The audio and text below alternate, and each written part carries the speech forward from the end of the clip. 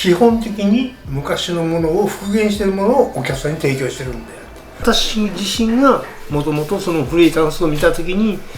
その金具と生地のバランスと木目の引き付けられる魅力であった。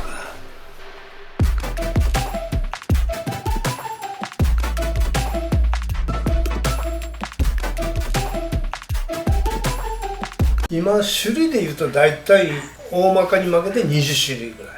形の違うものでいわゆる商品として20種類ぐらいが大体うちの方の定番です。あるのはもう全部入れたらもう相当な数がある種類で言えばね。だけどそれは今作ってもお客さん向きじゃないなっていうのと凄みがないものはボツです。だから中でも非常にハイレベルのレベルの高いなっていうもののをうちの方は復元してる。まあ昔の人の作ったサイズ感とか、あと引き出しの位置とか、あとその全体的なバランスがすごい綺麗なんで、それが崩せないますっていうところはありますし、お客さんの要望で引き出しを2杯に3倍の引き出しを2杯にしてくれ、これすっごくバランスが悪くなる。まあ使い勝手は良くなるかもしれないですけど、見た目のそのバランスが悪い。そういうのがやっぱお客様と話してても、これがいい形のタンスなのかどうかっていうのはちょっと方向性がちょっと変わってくるので、ただまあうちの作品を、世に出してお客さんに認めてもらうっていう感じになります。文化的な背景から歴史観からもう全部話して納得した上で買ってもらわないと、男の人が大体求めるのはそこに求める夢があるわけですよ。一つはどうせもそならロマンね、いいもの、男のロマンなんだわ、それが。基本的に完成するものっていうのは一つなんですけど、要はそれに至るまでの、工程は3種類あって、で生地っていう箱を作る職人と、それが出来上がったら漆を塗る職人。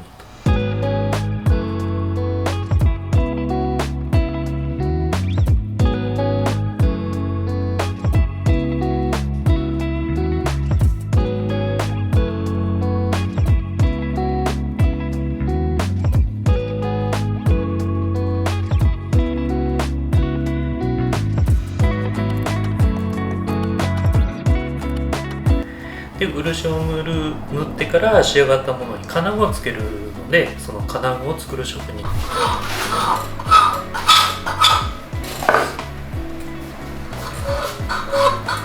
3工程大まかに、でその3工程ある中で完成はそれ一つなんですけど、そこに至るまでの工程はいろいろその時期によっても違うし、要は湿気の多い時期とかあとはもう乾燥してる時期とか、あとはもう木の性質とか、そういうのがあるんで、それをいろいろ試行錯誤しないといけないんで、その時その時で対応していかないといけないっていうところが非常に難しい部分なんですけど、段階段取り云々っていうのを、毎回変えてやってる。その時に応じてやっていくっていうのが非常に難しい。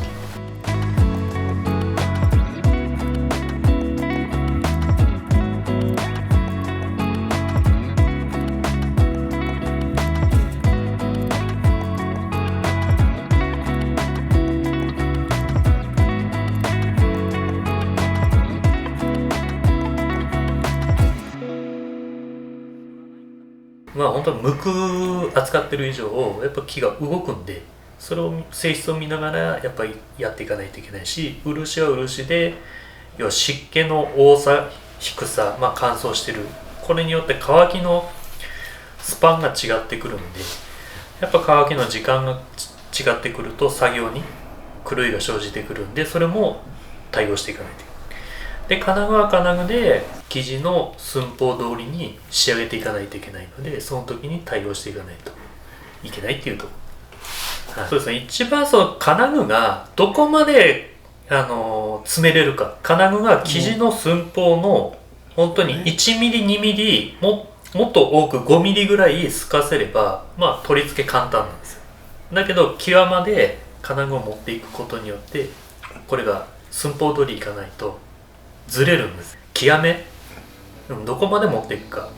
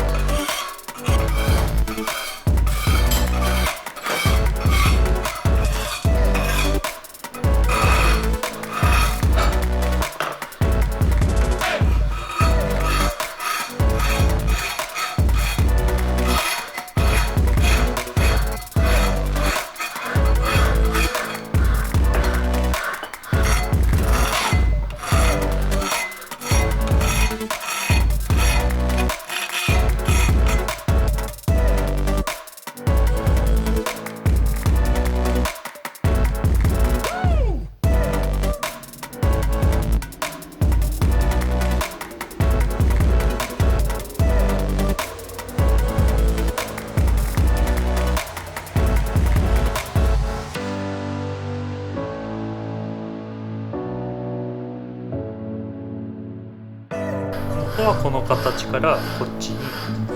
筋目をつけていくので、この仕事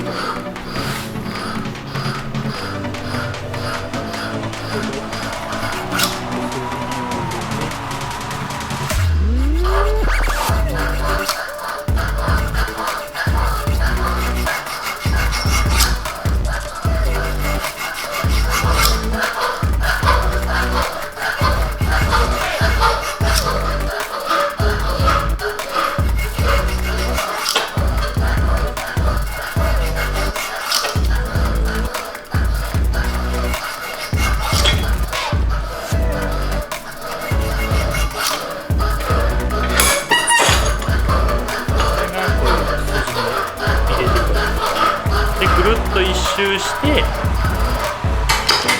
うやくこれに仕上がるんですね。こういうのも全部ヤスリがけで作っていく。このタンスのパーツだけでこれだけ必要になってくるんで、これ全部ロー付けしてこういうふうにロー付けして作ってるんで、パーツの組み合わせなんで壊れることはまずないですね。でこれもこういうふうにヤスリがけ、はい、こういう感じで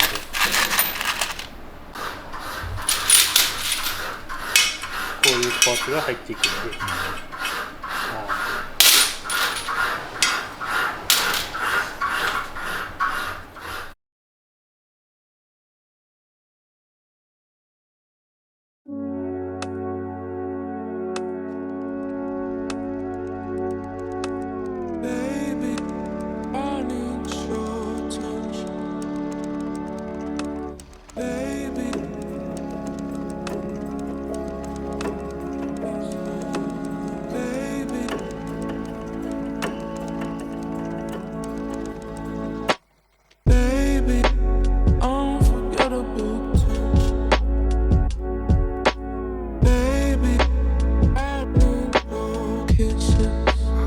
金具は何を目的に作ってるかって言ったら、装飾金具の見せる金具じゃないんですよ。基本的に金具はこのタンスの中のセキュリティなんですよね。中の大事なものを守るために開かないように、開けられないように作るわけですから、これがもう一番の大事なところなんで、一本も同じものはできないんですよ。このタンスは、うちのタンスはね、手の指の感覚で作った鍵だから同じものが作りようがない。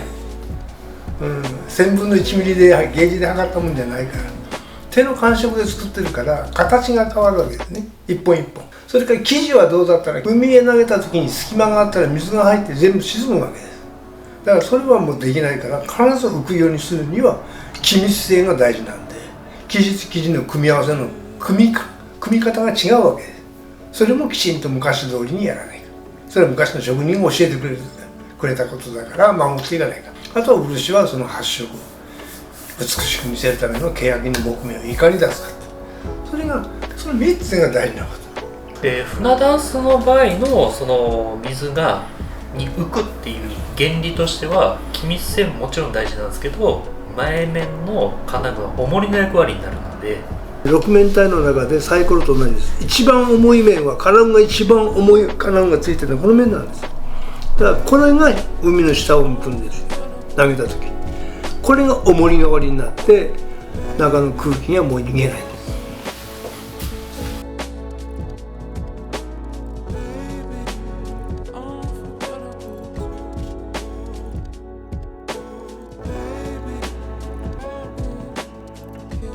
それはもう私らが今一番欅の材料の、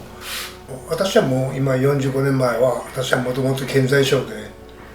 材木ばっかりなぶっとったんでね。だから欅というのはその頃からも非常に高価なもんで、家の中で一番高いとこって床の間なんですよ。で床の間が一番お金がかかるんで、その日本の中でもこの井戸と上限の井戸帯があって、その井戸帯に群生する欅は非常に質がいい。そこから外れると目は綺麗なんだけど、木目は綺麗なんだけど板が割れやすい、反りやすい、そういうふうなところがある。だから一番いいのは富山とか岐阜とか、それから新潟も一部含めて福井も北陸県もいいんです。そこの欅はもう本当にいい。だから建てられてる建物はいいわけですよ、昔から。その建物が解体された大黒柱、装束、間草、梁、桁、それを全部うちは買ってるわけですね。でそれを使わないと、私が一番先にコンタンスやった時に欅の一番木目のいいもので作ったつもりが全部それ生やったんですよ。欅が全部干してはあったんだけど、15年20年干しても使えないんですよ。欅は完全に乾燥した形を使わないか。それには200年の歴史を、いろりを焚いてくれたうちの大黒柱でないと作れない。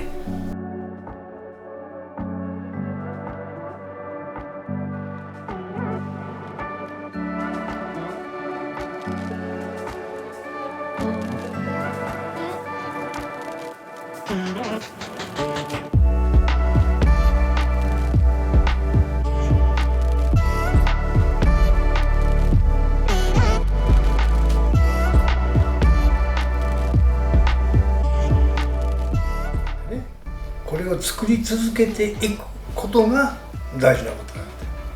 あくまでこれ日本の家具で、日本で生まれて日本で考案された家具だから、それをただ時代的に江戸中期から明治の後期まで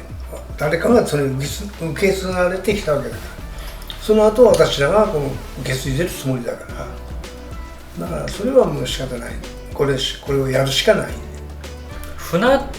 ダンスだけで、区切ると、船ダンスは三国だけじゃなくて、新潟の佐渡とで山形県の酒田、この3カ所が作られていたものなので、結構三国ダンスと船ダンスとごっちゃになることがあるんですけど、三国ダンスっていうのはその三国で作られたダンスのことで、枠ダンスとか、船ダンスも全部ひっくるめて三国ダンスになるので、要は新潟の佐渡も、山形県の酒田もいろいろそのダンスは作られている中で、船ダンスも一応作っていたっていう形なんで、この3カ所の船ダンスをうちが全部復元をしてます。酒田型、それから佐渡型、それから福井型ということなんだけど、三国型ってことなんだけど、結局その最初は私が当時やり始めた時にすでにね酒田に私と同じ考えを持って作ってる人がいたんですよ。それから新潟にもいらっしゃった佐渡にね。その方が一生懸命頑張ってやっていって私も福井だか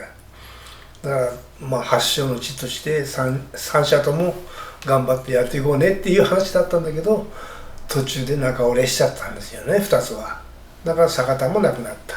それから佐渡もなくなった。だったらもう佐渡方も酒田方もうちで作ろうかってことになって、それで彼と相談して、やっぱ三国だけじゃバリエーションがないから、じゃあ新潟の佐渡、それから山形県の酒田のタンスの形のいいもの、それも第一級品である史上第一級品と言われるものを復元しようかって言ってこういうものを作るようになったわけです。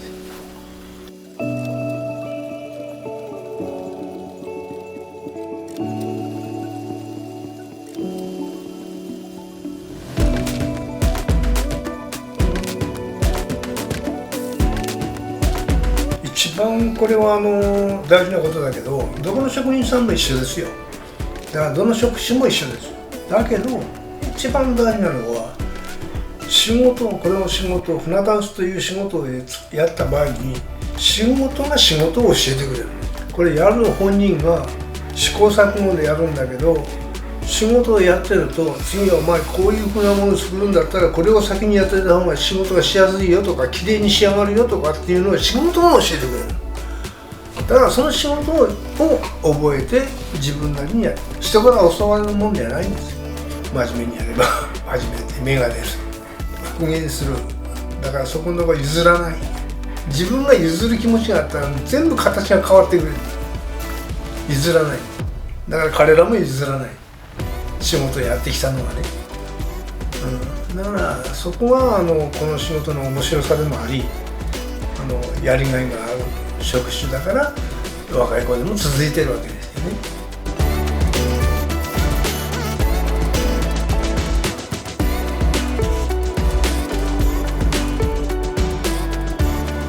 それが今昔のこの文化だから、文化の中で生まれてるから、昔のね、そこにこだわってきた。だから生きられた今日まで。